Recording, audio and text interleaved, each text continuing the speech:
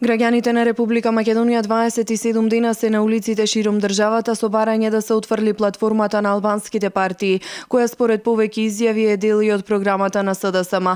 Повеќе интернет портали денеска се повикаа на изјавата на лидерот на СДСМ Зоран Заев во Сараево на 23 февруари, кога изјави дека за 10 до 15 дена Македонија ќе добие влада, пошто го отворија и прашањето дали секојдневните маршеви на повеќе од 40 локации во земјата го докажуваат фактот дека Заев паѓа под притисокот на граѓаните.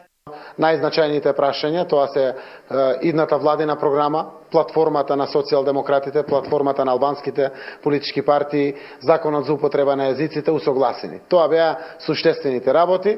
Останува да седнеме со председателите на другите партии, да се договориме за ресорите, за кадрите во делот на владата и верувам дека за некои 10 на 15 дена Македонија ќе има нова влада предводена од социјалдемократите. И организаторите на иницијативата за заедничка Македонија потенцираат дека народот на улиците покажа дека може да влијае на одлуките. Едно од барањата на иницијативата е и дека не смее да се избере председател на собранието, кој нема да ја отфрли тиранската платформа, што се однесува до новиот председател на собранието на Република Македонија. Портпаролот на ДУИ Бујар Османи потврди дека договорено било да биде предложен Талат Џафери. Од СДСМ не демантираат дека новиот председател на собранието ќе биде токму тој.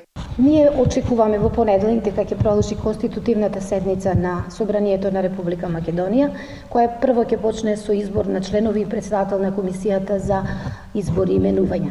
На седницата треба да се избере и новиот собраниски спикер.